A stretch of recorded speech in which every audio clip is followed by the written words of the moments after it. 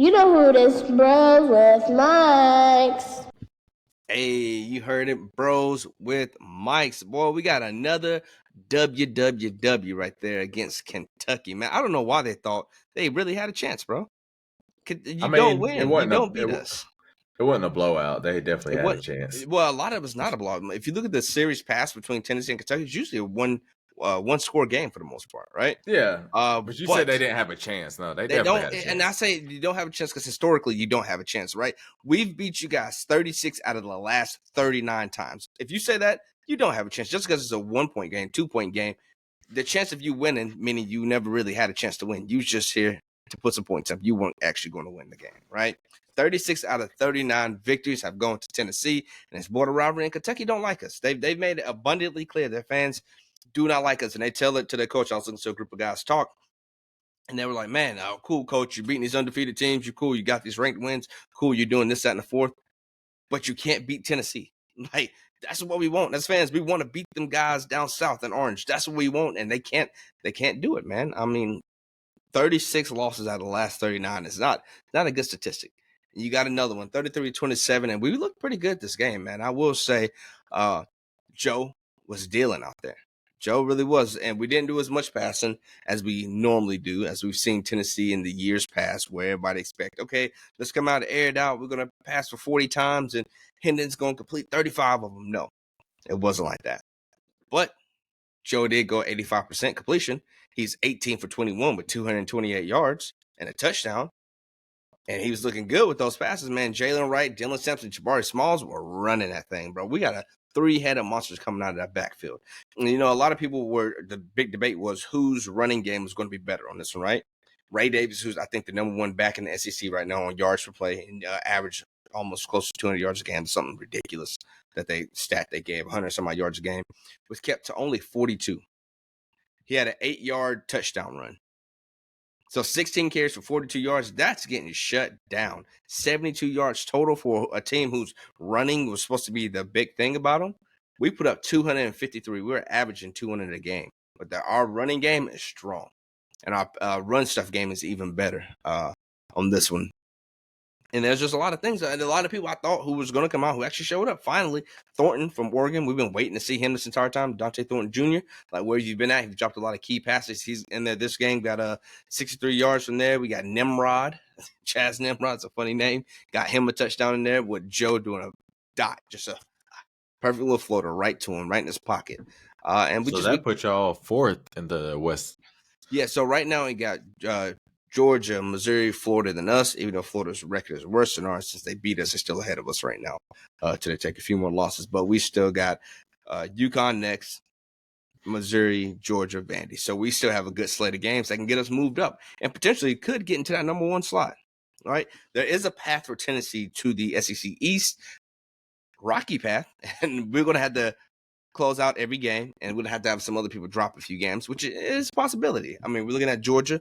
They still got Ole Miss to go through. They still got Missouri to go through. Then they got Tennessee to see at the end of the day. Then Georgia Tech, but that's not that big of a game. But they still have a rocky road ahead of them, and ours is a little decent until we see Georgia. I mean, our best team, well, I guess two best teams. We still got Missouri, and they ain't no pushover by any means.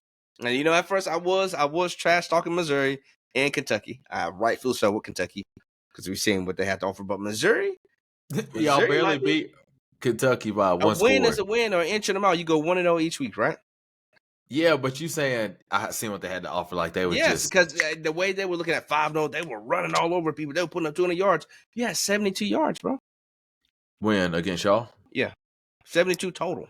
But I'm saying you saying they had no chance in hell. They had no chance. Hey, and it's not the game wasn't close. Tennessee fans. You had no chance. They never led at any point in this game, right? We had control of the game. You guys were playing catch up the entire time, and historically, the odds are already against you when I say you don't have any chance. It was 36-39 victories. Historically, you never had a chance, right? You were just here to show up and get us another W, and that we were already counting. We were already counting this win. No chance would be like we were already counting this win in our win column. I was already expecting to beat Kentucky. I wasn't worried about it. No chance is kind of like, they have never beaten us. I can see a possible no chance, but chances are possibilities, right? no chance. That's a little. That's reaching a little bit, but No chance. I told you I was going to happen. So get no ready for chance basketball would be season. like no chance would be like if y'all beat them like Georgia did, but it was only a 1-score game. Yeah, nah, I ain't worried about it. It wouldn't have been. They were fighting for kicks Yeah. and stuff to try to keep it close with us. But no, we had a great game. Played a very complete game. Joe looked great this game. 18 for 21, like I said, 228 passing yards and a passing touchdown. And I will say, what I really enjoyed about Joe this game, he was completing passes on the run on this one. He wasn't trying to stay in the pocket. He ran what he had to. He kind of pitter-pattered a few of them, which causes us to get holding calls. Like, he gets back there, he kind of like, oh, should I go? Should I go? Like, if he just goes, a lot of those holding calls we got wouldn't happen if Joe just kind of made a decision to take off at that moment, not wait.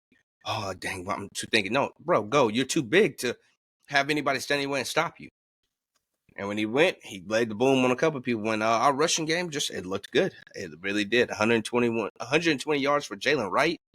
Dylan Sampson, 75. Jabari Small, 32. He's almost underused back, but man, he's still shifted. He gets it done. They kind of shifted out, and it's good to have multiple backs so one person's just not getting wore down, as we saw with Davis. Why he can do anything. We were targeting you. We knew what you had to offer, and we just targeted you every time. But it's a good win. It's a great win.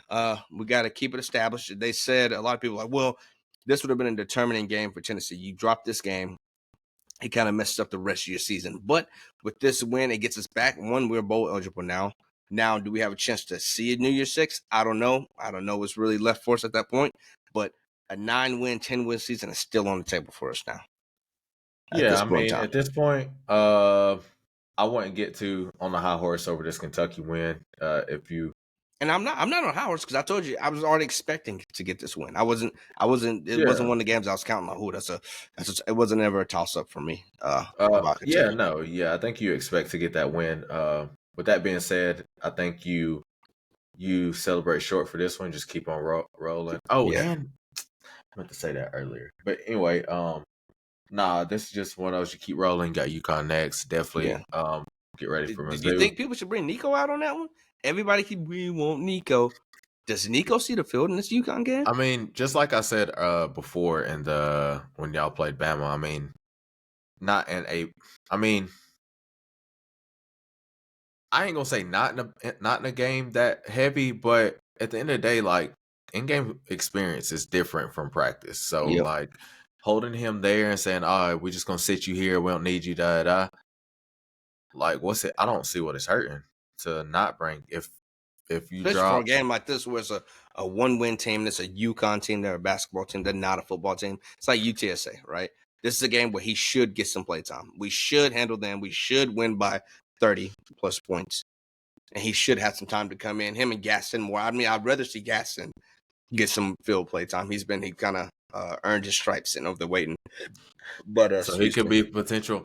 This is how I look at it. If I got a guy that I know is going to be my starter the next year, I want him to start. I don't care about whatever's going on. Call me biased or call it selfish, whatever it is.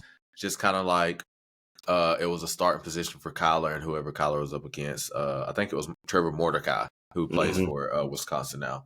Trevor Mordecai and Kyler had like a QB position. And I'm like, bro, everybody knows Kyler's going to be the dude. He came in, relieved Baker some games. So what about Jackson Arnold? Why is he getting in? If that's the case, our games hadn't been blowouts. I mean, if you look at the last, but you said if he's going to be a starter, he's going to be a starter. He should be getting some in-game time now. If that's the case. No, you don't want to risk him getting hurt. You said when him do it's a learning process. You still got to earn your stripes. You got that so wrong. No, you had that so wrong. First of all, Oklahoma's last 3 games were 1-score games. Yeah. Why would we put in somebody in a 1-score game? No. Same with Tennessee. We haven't been blowing people out either. That's why I'm saying I don't want Nico. If I get Nico in, Joe's messing up. Like, no, man. He's winning games. We're not blowing anybody out. We're not dogging people like people saw last year. We're not putting up 1,000 yards. So it's like, no, man, let this guy play the way he's been playing. And it's not like our line is protecting the heck out of Joe. And Nico ain't but $150 soaking wet right now. I'm not going to put him behind a line that he's not used to being behind and not used to scrambling out of and get used to getting hit, right? Just come in and get hurt. And now we just wasted a generational talent for Tennessee. I don't think it's the fact of getting hurt. I just think, when they was calling for Nico, it's like these games that you're up, you might as well get them in. Just Jackson Arnold has been in. Jackson actually has the best stats out of any quarterback of the class besides Dante Moore, but he was the start. He's the starter at UCLA. So That's ain't better than what's his name? He ain't missed any passes at all. What's Arch Manning? He ain't dropped a single pass out there. He ain't, no incomplete passes. what is he like 2-2? No, it's probably like 0-0. I think he has. I think he has got in. Yeah, I was just saying it jokingly, just because he ain't been seeing the field because old buddy that they had come in has actually been pretty good for Texas. And no, but I know that like if our season was done or something like that, then yeah, I'd be like, all right, Jackson Arnold needs to get some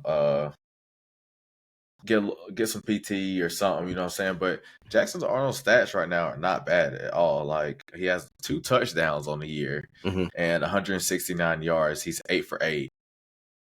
I mean, come on now. I ain't bad. Against what team? Who they playing? He's been in a few different teams. And he has some rushing yards here too as well. Has 55 rushing yards on the season. So I mean, not bad at all. Yeah. Or actually, excuse me, he's not 8 for 8. That was one game. He's 13 for 15 QBR. I mean, that's completion percentage. Completion percentage is 86.7, and his QBR is 225. That ain't bad by any means. 225, pretty good. I mean, Nico, he's out here. He's a dog too. 40% completion rate, 2 attempts. I mean, 5 attempts too. Completed for 11 yards. No, he ain't done much. He came in against the games we thought he should. When we're up against UTSA, it's 45-14. He got to come in there for a brief second and got sacked immediately. And then his UVA, he came in on that one. It's 97.5 RTG. 2 completions, 3 attempts, 11 yards. So that wasn't bad to you'll see the game, the very first game of the year. Nico did get to play, so it's not like we're just. Why these players get this? Why the players kind of get playing time early in the season because they get redshirted, and then kind of saves the rest of the season because the back end of the season is usually your toughest. And putting Nico in this game, I don't think would hurt anything. No, I mean, yeah. Well, not this game, but yeah, the UConn game, yeah, it doesn't hurt. I mean, I want to see Gaston, man. We still got time under his belt. Like, at least give the man a chance. If we go up 2-3 scores, I'm okay with it. Don't get Nico. Yeah, I think cool with it. We can see y'all next year. Nico will come out there. He don't know what the hell going on. I'm cool with it. He'll know his left from his right. He out there just getting smacked. I don't believe in Nico anyway. But will one game give him that experience? Will one game really make that big of a difference? I mean, you kind of know what you're getting into. So it's not. It ain't gonna hurt anything by any means. So I don't think it's something that's like, this one game ain't gonna do nothing. Let's just keep him out the whole year. I mean, why? You might as well. It's different. Everything's faster in college. Everything. Yeah. So I mean, I don't think it will hurt anything. No. But maybe guys, maybe we'll see Nico on this one.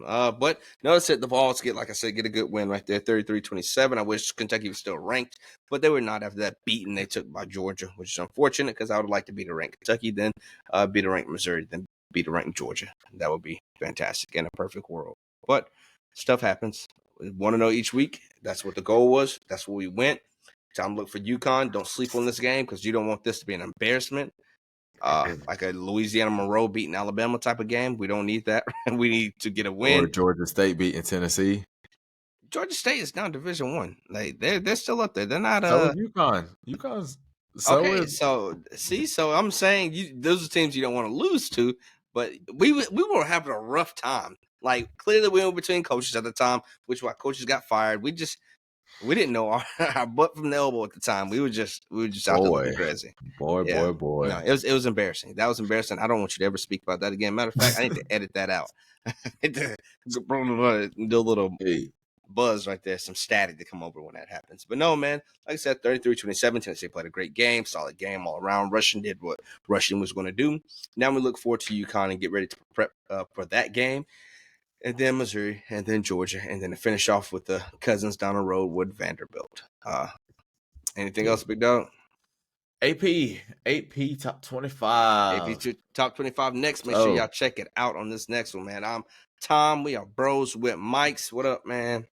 We don't have to keep saying that, right? Why not? Why not just close out? We could have just closed out right there. Well, I just do it like we're closing out. We're gonna edit this out anyway, but we could have just closed out with that. Technically, it's like close out. I mean, And it also gives it. I know where your video ends. Like, okay, Oklahoma ended here. I was just gonna say 32, and then Oklahoma ended at 15, and then started at 15. I mean, because that's how we close out most of the time. That's a closeout to the video. They just But close out. all I was just gonna do is just close it out. I was gonna just take the clip from when we closed out earlier and just attach it. That's it. So we won't have to keep saying it. I mean, if you want to say it, this is Bros with Mics. It's too late now. I'm Cody. It's too late now at this point in time. I ain't nobody. I'm not here anymore. That's what I'm gone. That's what I am. I am gone. That's what I am.